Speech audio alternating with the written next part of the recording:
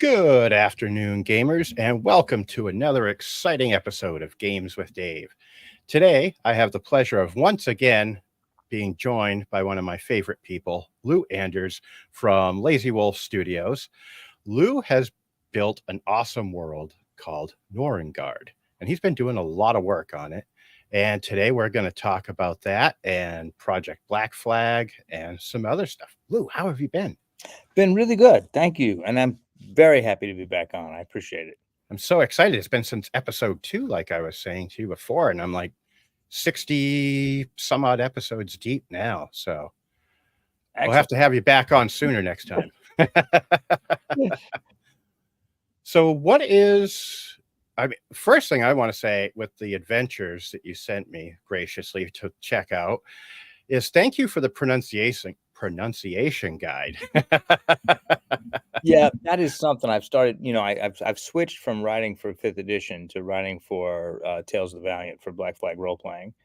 And so with that switch, I thought I'd put the pronunciation guides in.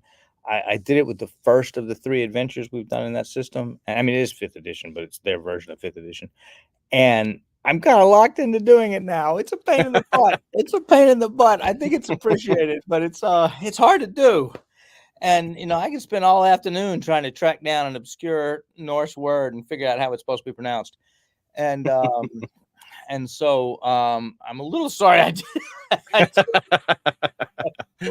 Well, I, for one, am very appreciative, and I'm sure many others are as well, because there are some words that I have tripped up on Yep. trying to read that I'm like, oh, let's flip back. Okay, that's how I say it. And But it doesn't matter. I mean, it's not. I don't want anybody to be put off from playing the game because they're no, no. on something. It's just act like you're Conan and say a couple of words and they sound close enough.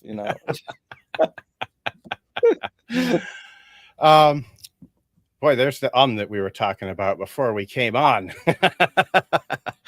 One of the questions I had with reading through the adventures, are they meant? I know one's level 1, one is 7, and 2 or 3, but is there a specific order that they're meant to be played in?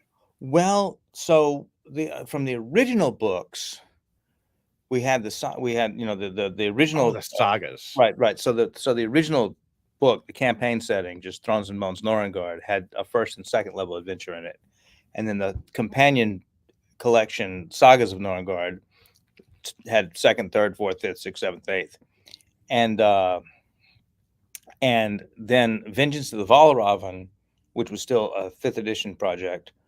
That was a standalone hardcover adventure for 7th level characters that I recommend slotting in to the Sagas of NorrØngard arc. Gotcha. So what happened with the new ones is when Cobalt Press launched Tales of the Valiant, their Kickstarter, they invited a couple, I think about 8 publishers, to write adventures for that were offered as an add-on called the Adventure Pack 1. Oh, nice. And I have actually been planning to get out of NorrØngard and jump a couple countries over to my country of Nalinia, which is a Swiss-inspired country. Ooh. And I've got a long-range back burner project. I mean, it's not back burner. I've already got like 30 pieces of art for it, but I've got a big project called Crisis in Castlebriar, which I'm working on slowly, and it keeps getting pushed back. And when they approached me about being in the adventure pack, I realized there was no way I would have that ready in time. And one of the things with that too is I'm going to change up my interior design, and I also wasn't ready to invent a whole new interior design pattern in the short amount of time I had. So I thought the best thing I can do is to do an adventure in NorrØngard, and that was Banner of the Bull, which was part of the adventure pack. And Banner of the Bull is a little bit of a background on it. The Crisis in Castlebriar that I'm working on is going to deal with a Fey incursion into the world. Ooh.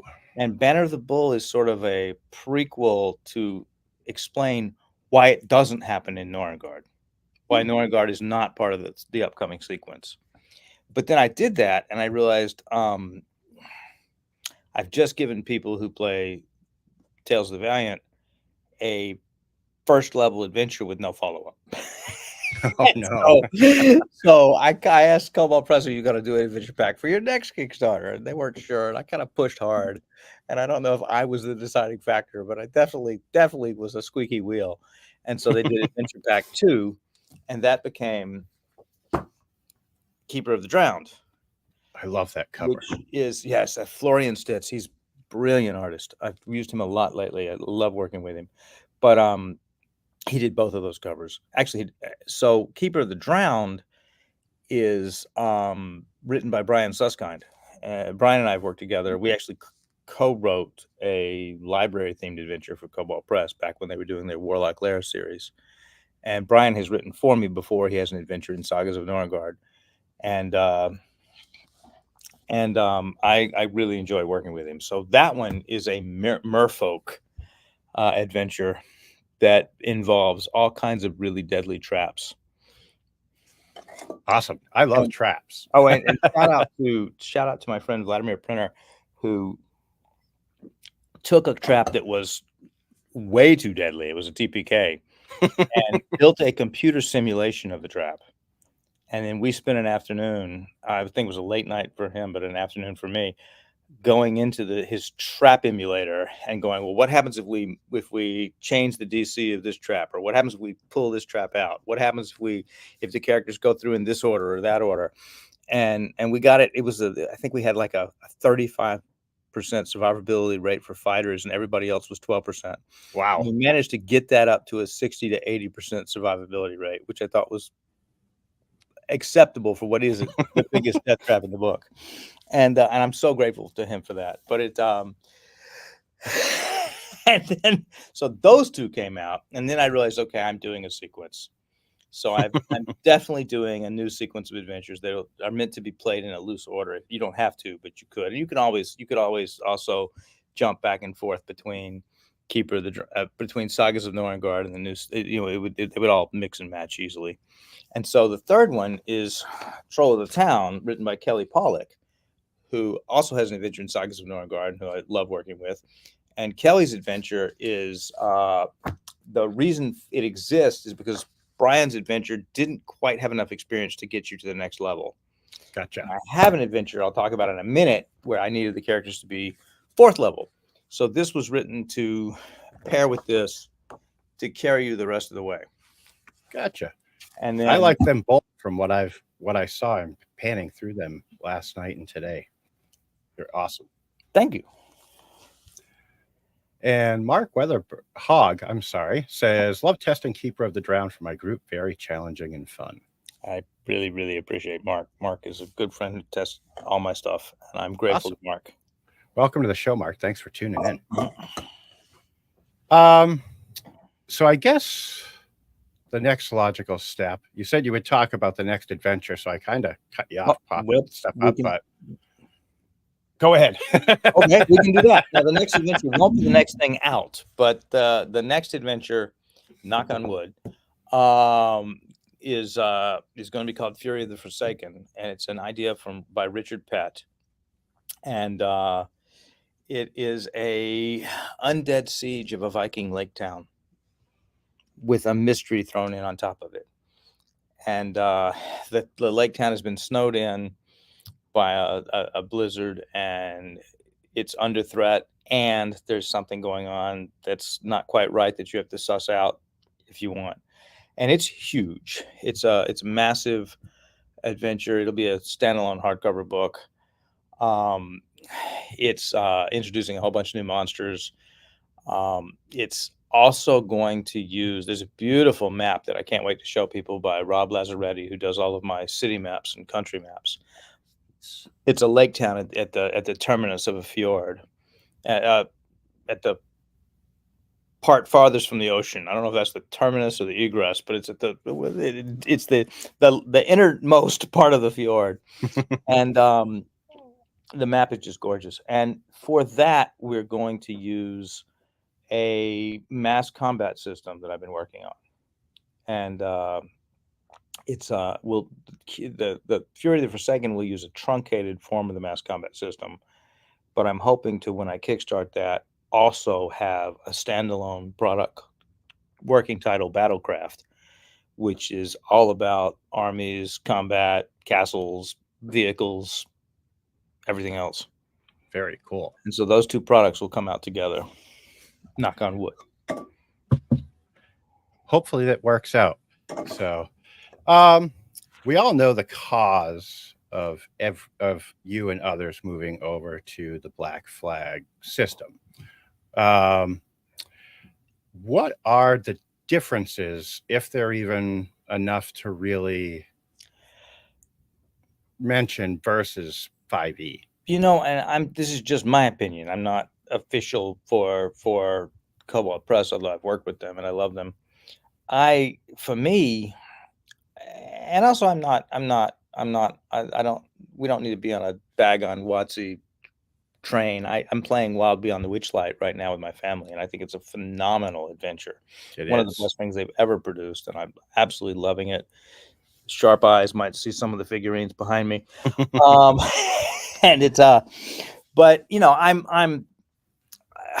I think Black Flag was originally announced when we thought they were going to pull the OGL away, and we were going to have an alternative to 5th edition if we were going to keep writing for it.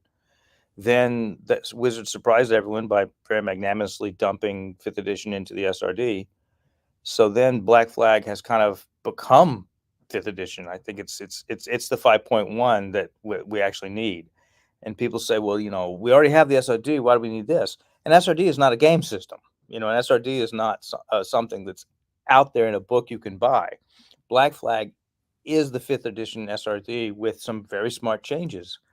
And I think that I'm more excited about the things they did than I am about the changes coming in the 2024. Although your mileage may vary, and I'm getting the 2024 books too.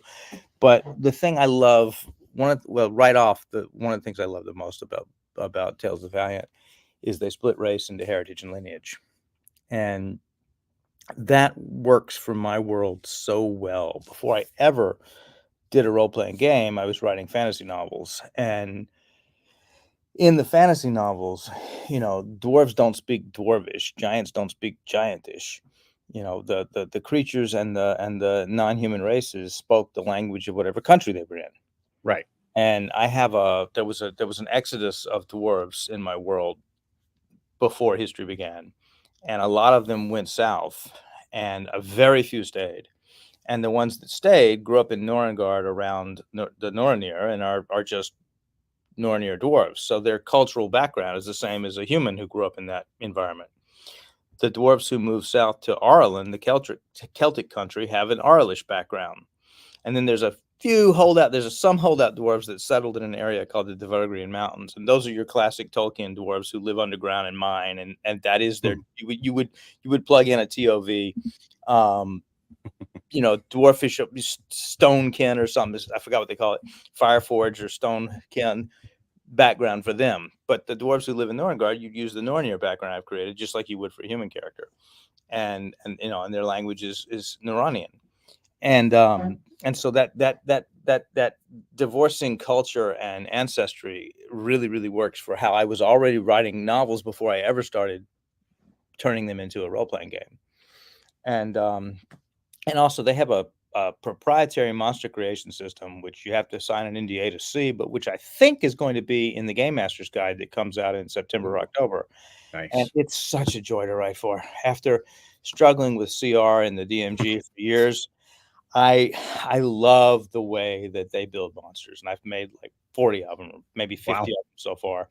And they're so nice and so elegant and so dependable in terms of how they operate. And it's just fantastic. And that, of course, that's on the designer's side, not the player's side. But it's right. But for me as a designer, I'm just in love with it. And awesome.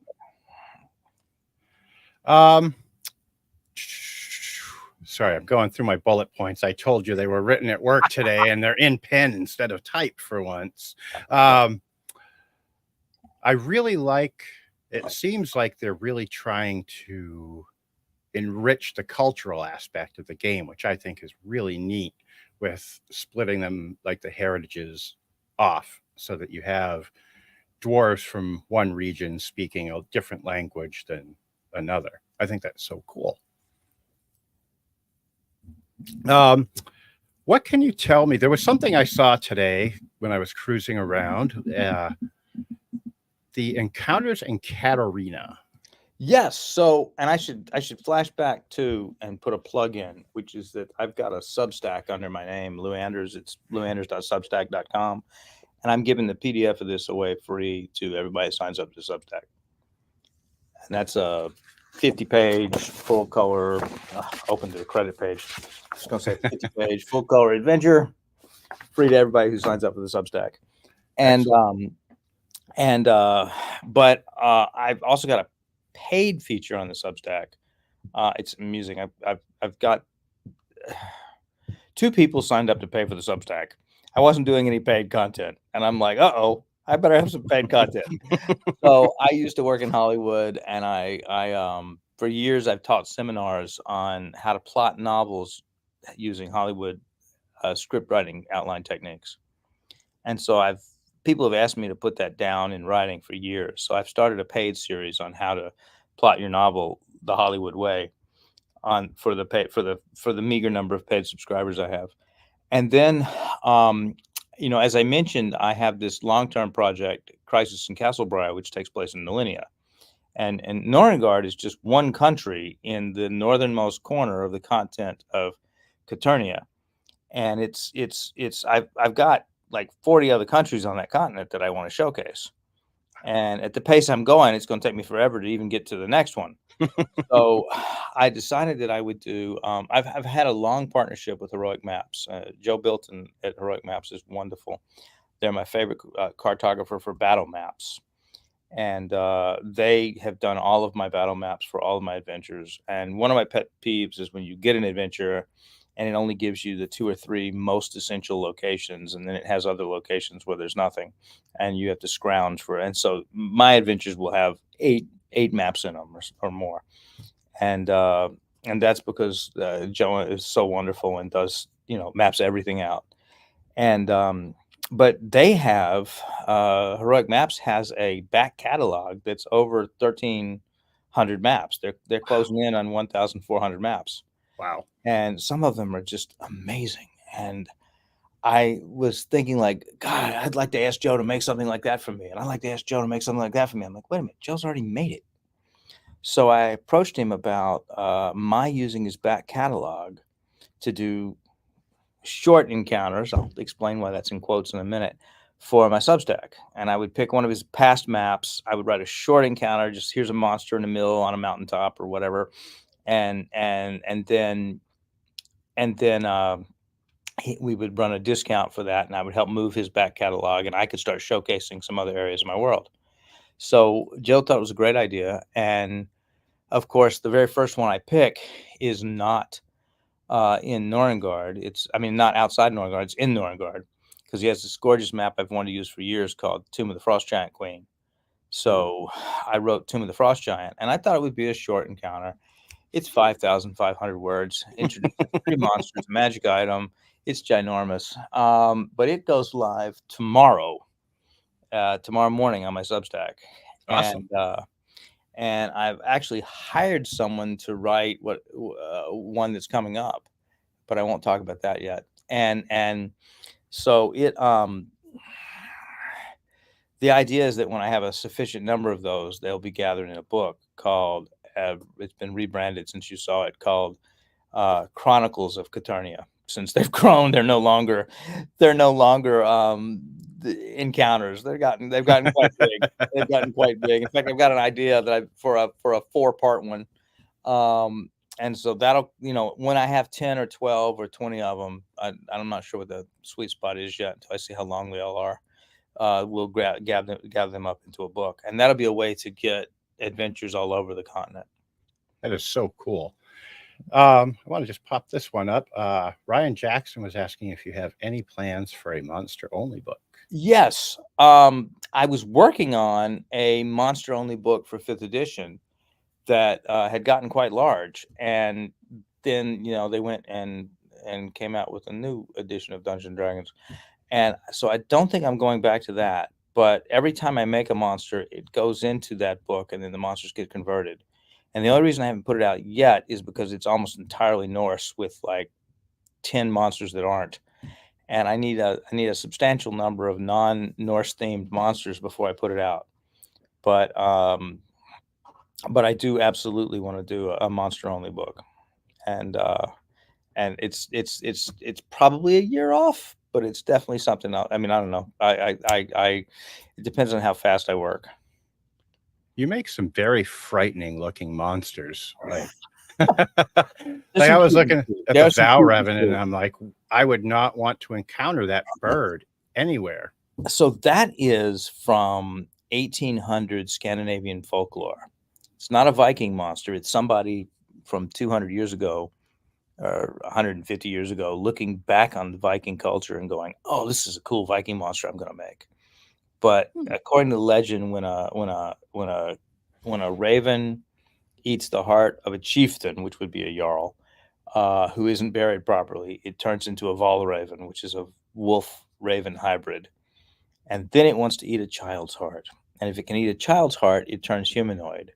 Now, in the original 1800 story, it does that and then lives happily ever after. And it's kind of, it's from that period of time before morality was invented for short stories. And you're like, that's not a happy ending, but it seemed to be. But so I put a penalty on it where it has to do that every 10 days to maintain that form. Oh man. And in fact, there's a neighboring country called Swithenmark, which is sort of because by my world is the calendar year is 987, but it's the equivalent of about the 1450s. Okay. So 1450 Scandinavia has been Christianized in our world. In this world, they've resisted the encroachment of the now long vanished empire, and they've kept their Norse flavored roots.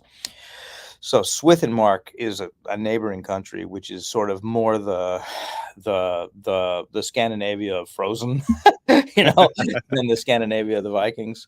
And I think that there's a duke ruling a city there who's actually a Valraven and is responsible for that city's high childhood mortality rate as he maintains his form. But don't know if he'll ever get there or not. So, but I know it's out there. Geez, keep your kids away from this guy. Yep. This actually kind of leads perfectly into the next thing I had to ask you. Are there, I don't know if plans is the correct word.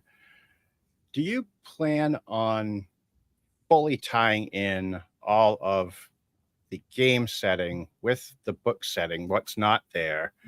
Or do you plan on keeping them both their own separate entities as you expand upon NorrØngard? I mean, the books were written for 8 to 12-year-olds, and You don't want to have the games definitely have things in them that would not be appropriate, right? For the age group. But Banner of the Bull, some people thought it was too silly because there's inflatable cats in it. I like humor, I like horror, I like adventure, I like all the stuff in between, and I don't want anything to be, one color. Right. This isn't Man of Steel. We're not going to put a gray filter over everything. And so there's certainly content in here that's appropriate for kids and content that's not appropriate for kids, depending on the adventure and how you would choose to run it. So if somebody read my fantasy novels with their children and wanted to play the games with my children, they could do so, only omitting 1 or 2 adventures. If somebody is a big fan of grimdark and they want a grimdark setting, they could do it too, or they can go back and forth, which is what I like to do. But I do want to, but it is all one world. It is the game is set 1 year after the 3rd novel. Okay. And so an example is I have the youngest thing I ever wrote was a novel called Once Upon a Unicorn, and it's still for 8 to 12, but it's, the Thrones and Bones series is really the 12 side of that. And this is the 8 side of that. And it's about unicorns who live on a fairy island. But when I wrote the book, there's only one human in it. A guy named Poor Mad Tom, who was abducted by the Fairy Queen and now operates a raft on the river that bisects the island. Fair. And when he meets the Fairy Queen, she's like, "Why don't you come back to the palace?" And he's like, "No, thank you, ma'am. I don't think I want to do that." And she's like, "Well, Tom, didn't we treat you well? We always put you back together when we took you apart." And in fact, spoiler, the reason he's mad is because they didn't put everything back, and they put some of him somewhere else. But it's a light book for kids. But if you read that and you know something about the history of the Fae, you can see how between the lines, if a human came here, it would be really, really effing scary. And I plan to go there in the games. And when I go there in the games, it's going to be a lot darker than when I went there in the children's novel. But it'll be the same place. It'll be the exact same place. It's just that your window into it, your perspective is going to be very different as a human adventurer than it is as a unicorn. Very cool. Yep. And very dark sounding. The crisis in Castlebriar takes place in the city of Castlebriar in the country of Millennia, which features in the second book. And it's not necessary to have read that book, but again, there'll be some repercussions from things that happen in that book that'll be evidenced in the way the world is when you visit it in the game. I love the interwoven. I love it. I've got to get the books so I can read them and like fully be up to on the story. So, and then then there's a Greek setting that the third book takes place in, and Todd Lockwood did an absolutely gorgeous painting from the third chapter of that for me, and I'm just sitting on that painting. I've got to, it's going to be the cover of something someday. But I haven't got. That's 2,000 miles from where we are now. It's going to take a while to get there. Ryan was wondering if there will be a stat block for the Fairy Queen. Yes, there will be. There isn't now. One of my plans for next year is to stat out a whole fairy court. And thank you for asking that. And I've already got some of the, not the queen yet, but I've already got some pretty cool fairies. One of which is really funny, and one of which is really dark. Actually, I like dark. Two of which are really dark. I just lost. Oh, I know what I was going to say. And so I'm assuming that the banner of the bull will end up coming into all of this. Because if I remember, it dealt 2d12 radiant damage against Fae. Yep, it did. But the banner is what. Spoiler. I mean, the banner is what protects NorrØngard from the Fae. So in the book, Fae has happened. The banner has been stolen. And as a result, the Fae start spilling into NorrØngard, where they've never been. There are Fae in NorrØngard, but they're Norse Fae. The Celtic ones have never been this far north. And so you've got to stop that incursion. And they're specifically associated with a fairy court called the Court of Thistles. And the Court of Thistles has been flexing lately. And so what's going to go on in Crisis in Castlebriar is the main thrust of their invasion. Speaking of the thistlekin look like they could be very painful to encounter. Yes. Spiky goblins from the Fae realm. Spiky goblins from the Fae realm. Mm-hmm. So a few minutes ago, you brought up something that I actually wanted to ask you about, which was the swarm of scrumble cats. Yeah. How did you come up with those absolutely adorable telepathic kitty cats? Look at that picture. I love it. Love it. I saw that in there and I was just like, I want a scrumble. So scrumble cats are telepathic Fae cats that can inflate like pufferfish. And they're not evil, but their favorite technique, if they want something, is to surround someone in a ball and then roll off a cliff.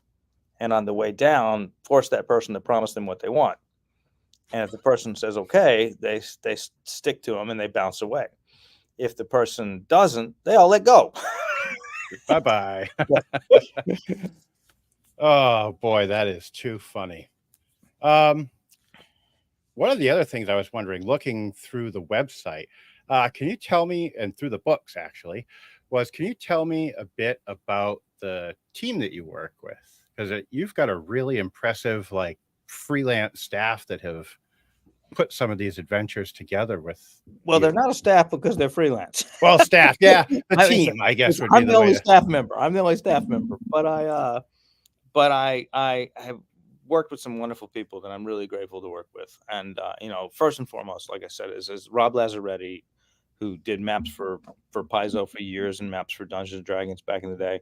does all of my city maps, and we've got tons that we haven't even shown yet from other parts of the world, which is another reason I'm doing this Caternia series. And Joe Bilton at Heroic Maps, who I'm just so grateful to work with, because they were my favorite battle map cartographer way before I started doing this professionally. Then on the writing side, Kelly Pollack has written for me twice. Brian Suskind has written for me twice. I've always wanted to work with Richard Pett. I love his work at Cobalt Press. I'm very excited about the stuff that we're collaborating on. Worked with Sarah Madsen, Brian McFarlane, Jeff Lee. And then on the art side, I was an art director for 10 years in adult science fiction fantasy publishing, and I take art very, very seriously. And I'm blessed. I've worked with William O'Brien quite a bit, who's doing a lot of work for Cobalt Press right now. I worked with Dio Mahesa, Margarita Borkova, Ksenia Kazevnikova. Like I said, I've got a beautiful Todd Lockwood painting waiting to come out when I can get a Greek product. And Alexis Stajic and Brian Syme, and just a ton of wonderful, wonderful artists. And then shout out to Misty Bourne, my copy editor, who's copy edited for Wizards of the Coast and other big companies. And she's done all my copy editing so far, and I'm so grateful for her, because she, they say the best way to catch a typo in a manuscript is to publish it and then open it to a random page. And she's wonderful about catching things that I'm just completely blinded to, because I've stared at it so much. And then Mark, who's in the stream, is my number one play tester. Mark, and then Mark's daughter has her own group, and they both play test everything now, and I'm very grateful to them. I have other play testers too that I'm grateful to, but Mark has been there since the beginning, since before there was a book. Awesome. Yep.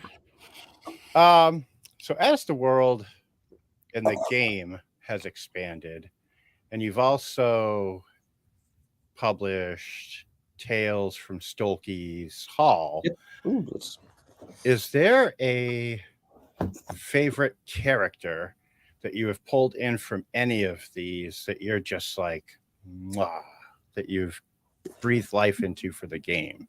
So Tales from Stolke's Hall is a short story anthology, right?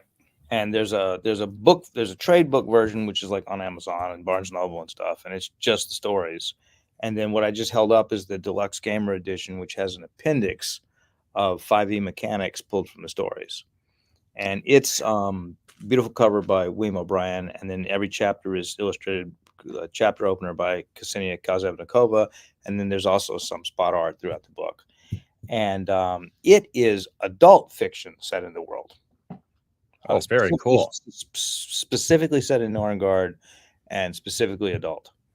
And in fact, Joel Shepard writes a wonderfully dark story for that. And I don't write anything in it. It's all adult science fiction fantasy authors, all in there. I should give a shout out to the only one who wasn't published before.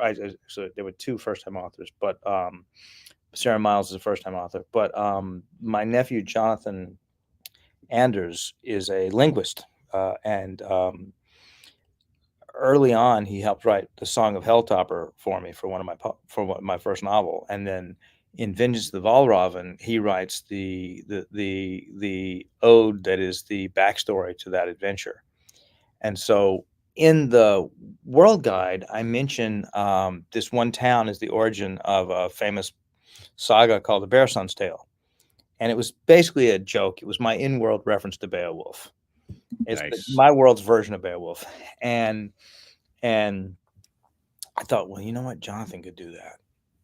And so he wrote the Bearson's Tale for me. And it's in Sagas of NorrØngard, and it's written like, in that prose style of Beowulf. It reads like Beowulf. And it's just beautiful. Very, very awesome. Another thing I know you have that I need to get is 3D printable terrain. Everything. That is on my list of things to get, and Stolke's Hall just went on my list of things I need to pick up. So the 3D printables is Andrew Mills at Milestone Heroes, and Andrew's just does amazing terrain, just phenomenal terrain. And it's not branded Thrones and Bones right now, but for instance, if you pick up the Longhouse terrain packs, those were done with Andrew consulting me, looking at the maps in the book and making terrain based on the maps in the book. And I know that Andrew plans on, I don't think I'm spilling any beans. I think he plans on putting together adventure packs, bundles. Like Ooh, if you're playing this adventure, you can buy this bundle, and that's all the terrain you need to make all the maps in this adventure. Andrew's phenomenally overworked and works phenomenally fast. So I don't know when that's supposed to come, but eventually there's going to be branded Thrones and Bones terrain packs. You can right now get most of what you need for quite a few of the adventures, but I know that down the line they'll be easier to source to find. very, very cool. Thanks. And then I guess in terms of like the expanding in different directions, then Andrew and a guy named Mike Sheridan made a Thrones and Bones set, which is the in-world board game, because the player's guide and the setting guide have the rules for the board game, and you can now print it out and play that board game. And then the last like meta thing we've done is that there's a composer out in Los Angeles named David Joseph Wesley who called me up because he liked my Star Wars novel and said he wanted to make music for me. So on Bandcamp, you can get the Thrones and Bones soundtrack, which are 10 songs to play in the background while you play the game. And he contacted a guy in Scandinavia who was selling sound clips of the guy went and got an axe and a shield taken from an actual Viking grave and strikes the axe on the shield and recorded it. And then he sold that sound clip. And so the percussion, the beat in the back of the Thrones and Bones theme song is an actual Viking axe striking a Viking shield. That is the coolest friggin' thing I have ever heard. That is so cool. Yeah, I just pulled that up. Do you mind if I drop that link in the chat? No. All right, I will drop that in there, and I will make sure all of your links are also in the description after we're done for your Substack and everything. Yeah, and I should David. I visited him in LA earlier this year, or he's a Grammy nominated composer for games and commercials and Nickelodeon and things like that. And he's also William Shatner's tenant, lives next door to Shatner in a house on Shatner's property, which is kind of fun. So did you get to? Were you there when he rode the horse up his driveway? No, I wasn't. I did see his house, but I didn't get to see Shatner. Those we just kind of blew through everything I had really quick. So I'd love to, if you've got more you want to talk about, I would love to keep on going, or if you feel like we covered everything. I'm sure I'll think the minute we get off that there's something you asked about the sequence, so I'm gonna do, I don't know how far we'll go with it, but there'll be at least 7 or 8 adventures in a row for NorrØngard, for Tales of the Valiant. And then the next thing I hope to Vladimir Printer just came on. Hi Vladimir. And the next thing that I'm going to come out with is actually the player's guide to NorrØngard for Tales of the Valiant specifically. There is a player's guide for 5th edition, and I went back into the subclasses and I remade them for Tales of the Valiant, and then I split the races into heritage and lineages, and I added in some other material that wasn't in the original player's guide. And there's also all the non-spoilery bits of world lore. So if you're a dungeon master and you want to give your players enough information about the world that they could feel at home there as someone who lived there, but you don't want them to see all the secrets and clues that are buried throughout the setting guide, you can give them this, and they can make characters with this, and then they can know enough to feel like they're at home in the world.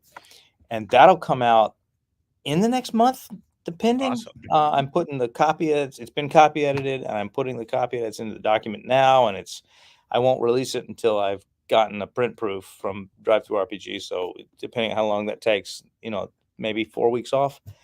And it will be the first thing that is instead of it's Tales of the Valiant compatible logo on there. Anybody can write for the Black Flag role-playing system and put the Black Flag logo on, but you have to be licensed to use the Tales of the Valiant logo. They have a Tales of the Valiant compatibility logo that you have to be a licensed partner to use, and I'm a licensed partner, and that'll be the first product to bear that logo when it comes out next month. Very, very cool. Well, that was all I had, my friend. I would love to have you back. I know I shared with you last night the new segment I want to add to my show of Paint and Talk. If you'd like to come back, I'd love to have you back for an episode of that, and we could have some fun with some Norse terrain and talk away. Absolutely. All right. Well, Vladimir, Ryan, Mark, and everyone, thanks for joining us. And Lou, thank you so much for coming back on. I greatly appreciate it. And I am going to go do some shopping. And I've got a lot of NorrØngard to stock up on. All right, folks. Well, thank you so much for joining me and joining us. Have a lovely day, folks.